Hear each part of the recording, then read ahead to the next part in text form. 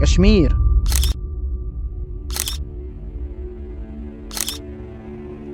جسے جنت بے نظیر بھی کہا جاتا ہے، اس وقت الیکشنز کے مراحل سے گزر رہی ہے۔ یوں تو یہ سرزمین خوبصورت نظاروں اور بلند پہاڑوں سے بھری پڑی ہے، اور اس سرزمین کے بارے میں مغل بادشاہ جہانگیر نے کہا، اگر فردوس سے بر روئی زمیں است، ہمیں استو ہمیں استو ہمیں است۔ خوبصورتی سے بھری پڑی یہ سرزمین جسے پیراور بھی کہا جاتا ہے، پچھلے 10 سال سے بغیر کسی رہنما کے رہی، اور آج آفٹر 10 لانگ ایئرس کشمیر میں الیکشنز ہونے جا رہے ہیں۔ اس الیکشنز میں کئی نئی پارٹیز بھی سامنے آئی اور یوتھ نے اس الیکشنز میں کافی دلچسپی دکھائی۔ آج کی ویڈیو میں ہم کشمیر میں ہو رہے الیکشنز کے بارے میں ہی بات کرنے جا رہے ہیں۔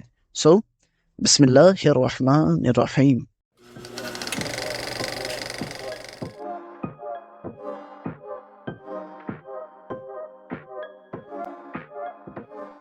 اگر ہمیں کشمیر کے بارے میں جاننا ہے تو ہمیں کشمیر کی پولیٹیکل ہسٹری کے بارے میں جاننا بہت ہی ضروری ہے۔ سب سے پہلے ہم کشمیر کی پولیٹیکل ہسٹری کے بارے میں ہی بات کریں گے۔ Before accession with India, Kashmir was a princely state. یہاں مہاراجا رول کیا کرتے تھے، اور اس وقت جس ڈائنیسٹی کا رول کشمیر پہ تھا وہ ڈوگرا ڈائنیسٹی تھی۔ اس رول کو اسٹیبلش کیا مہاراجا گلاب سنگھ نے، اور جو اس ڈائنیسٹی کے لاسٹ رولر تھے ان کا نام تھا مہاراجا ہری سنگھ۔ ڈیورنگ انڈیپینڈنس کشمیر کے رولر مہاراجا ہری سنگھ اور باقی تمام پرنسلی اسٹیٹ کو ایک آپشن دیا گیا کہ یا تو وہ انڈیا کے ساتھ مل جائے یا پاکستان کے ساتھ، یا پھر آٹونومی اختیار کر لے۔ کشمیر کے اس وقت جو راجا تھے انہوں نے اسٹینڈ اسٹل ایگریمنٹ سائن کر لیا، یعنی وہ اپنا ڈیسیجن ابھی بتانا نہیں چاہتے تھے اینڈ ہولڈ پہ رہنا چاہتے تھے۔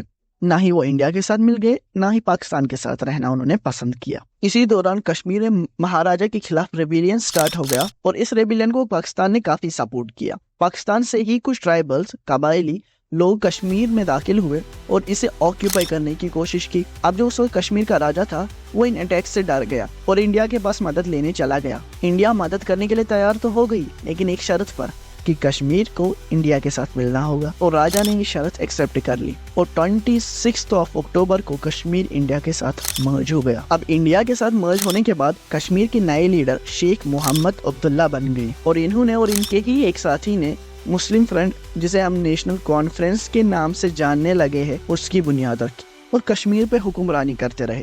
شیخ صاحب جواہر لال نہرو کے کافی اچھے دوست تھے، لیکن بعد میں نہرو نے ہی شیخ صاحب کو جیل میں بند کیا، کیونکہ ان کی تھنکنگ ود ٹائم چینج ہونے لگی۔ وہ کشمیر اسٹیٹ کو سیلف سفیشینٹ بنانا چاہتے تھے۔ اندرا شیخ ایکارڈ کے بعد شیخ صاحب جیل سے ریلیز کر دیے گئے، اینڈ پھر شیخ صاحب اپنی پوری عمر تک کشمیر کے سی ایم رہے۔ جیل جانے سے پہلے شیخ صاحب کشمیر کے پی ایم تھے، لیکن جیل سے نکلنے کے بعد سی ایم۔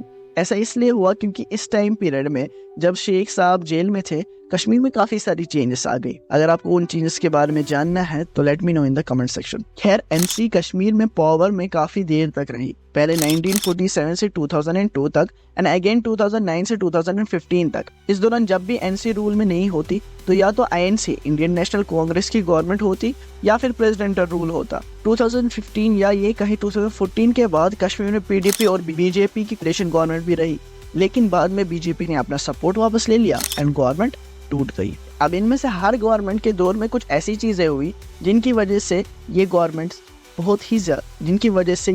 بدنام ہیں، جو چیزیں ان کے دور میں نہیں ہونی چاہیے تھی۔ جیسے 1987 کے الیکشنز میں یہ کہا جاتا ہے کہ این سی نے اوپن ریگنگ کروائی۔ اب جب ہم اس الیکشنز کے بارے میں اپنے بڑوں سے بات کرتے ہیں تو وہ ہمیں یہ کہتے ہیں کہ اس الیکشن میں 12 سال 13 سال کے بچوں تک نے ووٹ ڈالا۔ خیر، یہ ریگنگ اس لیے ہوئی تھی کیونکہ اس وقت این سی اور آئی این سی کے خلاف کشمیر میں کئی چھوٹی چھوٹی پارٹیز متحد ہو گئی تھی، کہ وہ اس لیے کیونکہ کشمیر میں پاور شفٹنگ خالی 2 پارٹیز کے درمیان ہوا کرتا تھا، یا تو آئی این سی یا پھر این سی۔ جب یہاں پریزیڈنٹل رول تھا تو کشمیر نے اس وقت کافی ظلم سہے۔ کشمیر میں پریزیڈنٹل رول اس لیے نافذ کیا گیا تھا کیونکہ اسٹیٹ گورنمنٹ انسٹیبل تھی، اور اس وقت ہی کشمیر کے سی ایم فاروق عبداللہ تھے۔ خیر، جب یہاں سینٹرل رول نافذ کیا گیا تو کئی ہولناک واقعات پیش آئی، جیسے کنن پوشپورا ماس ریپ، جہاں یہ کہا جاتا ہے کہ آرمی ایک ولیج میں گھس کر آلموسٹ 1000 وومنس کا ریپ کرتی ہے، اینڈ ان میں سے کئی ساری مار بھی جاتی ہیں۔ اور اسی دور میں کشمیر میں ماس جینوسائیڈ بھی ہوا۔ کشمیر میں کئی سارے کشمیری پنڈتوں کو اپنے وطن سے نکال دیا گیا مذہب کے آڑ میں لے کے۔ علاوہ بھی ایسے کئی غم ہیں جو اس سرزمین نے اپنے دل میں دبائے رکھے۔ اگر آپ چاہتے ہیں کہ میں ایک ڈیڈیکیٹڈ ویڈیو بناؤں پریزیڈنٹل رول میں جو یہاں چیزیں ہوئی ان پر، تو لیٹ می نو ان دا کمنٹ سیکشن۔ अब बात करते हैं हम तीसरी पार्टी यानी पीडीपी की। पीडीपी के दौर में कश्मीर के लोग पीस लफ्ज का मतलब ही भूल गए थे। कई सारे नौजवानों की डेथ हो गई, कई सारे जेलों में बंद कर दिए गए और कई सारे डिसेबल हो गए।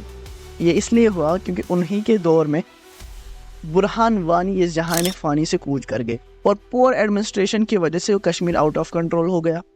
वो दौर कश्मीरियों के लिए काफ़ी मुश्किल रहा।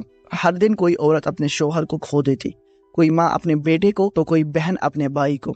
और instead of handling the situation, CM साहिबा मिस महबूबा मुफ्ती प्रेस में कई सारे कंट्रोवर्शियल बयान देती है। खैर, इसके अलावा इन्हीं के दौर में कश्मीर में बियर्ड चॉपर्स भी आए। अब वो कॉन्स्पिरेसी थी या फिर कुछ और पता नहीं, लेकिन पीडीपी के दौर में हमारी माओं बहनों के बाल तक काटे गए। और जब महबूबा मुफ्ती ने प्रेस में बयान दिया कि we will try to control the situation, उसके बाद बियर्ड चॉपर्स भी खत्म हो गए।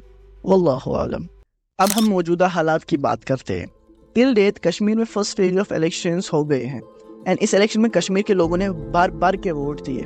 पिछले कई डिकेड्स से इतनी वोटिंग कश्मीर में कभी भी नहीं हुई एंड जब तक ये वीडियो आएगी हो सकता है कि सेकंड फेज ऑफ इलेक्शंस भी हो गया हो। मौजूदा हालात को देख के ये लगता है कि सेकंड फेज में फर्स्ट फेज से भी ज्यादा वोटिंग होगी। अब अगर आप ये सोच रहे हैं कि जिस कश्मीर में लोग कई सालों से वोटिंग का बाइकआउट कर रहे थे वो अचानक ही वोटिंग के लिए इतना मोटिवेट कैसे हो गए, तो आप गलत हैं। ये चेंज कोई अचानक से नहीं आई, बल्कि 15 साल की स्ट्रगल ने कश्मीर के लोगों को इस बात का एहसास दिलाया कि एक रहनुमा, एक बात सुनने वाला, एक अपना लीडर, अपनी हुकूमत कितनी जरूरी है रियासत के लिए, आपकी आवाज सुनने के लिए, आपको फ्रीडम देने के लिए, चाहे वो फ्रीडम ऑफ स्पीच हो, एक्सप्रेशन हो या फिर कुछ और।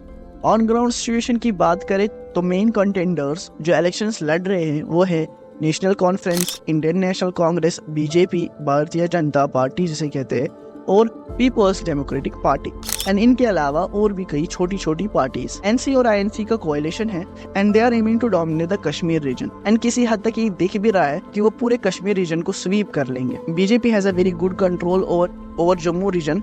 लोकसभा से जो 2 सीट जम्मू रीजन में होती है वो पिछले इलेक्शन में बीजेपी ही जीत गई थी एंड आज भी यही लगता है कि जम्मू में बीजेपी का ही फ्लैग लहराएगा। मोर ओवर ये भी कहा जा रहा है कि बीजेपी का कुछ पार्टीज के साथ नॉन ऑफिशियल कोएलिशन भी है जिनको वो सपोर्ट कर रही है। पीडीपी के हालात कुछ ऐसे है कि लोगों को उनकी तसल्ली हो गई, लेकिन पीडीपी का स्ट्रॉन्ग रीजन अनंतनाग है एंड वहाँ से हो सकता है कि वो जीत जाए। खैर, आखिर में बस यही बताऊंगा कि जब भी आप वोट देने जाए तो किसी आदमी को ना दे, बल्कि ख्यालात को दे, उसकी आइडियोलॉजी को दे, उसके नजरिए को दे। और हाँ, ये बात याद रखना कि जो कौम अपने माजी, अपने दीन और अपनी तारीख को भूल जाती है वो तबाह हो जाती है। अब मैं आपसे मिलता हूँ अपनी नेक्स्ट वीडियो में, तब तक सब्सक्राइब।